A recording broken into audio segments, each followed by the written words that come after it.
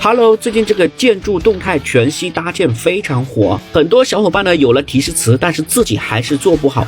今天呢，我给大家出一个非常详细的教程，连后期的配音也一并分享给大家，希望能够真正的对大家有帮助。别忘记了这个功能非常实用啊，万物皆可全息搭建。点赞收藏，咱们直接上教程。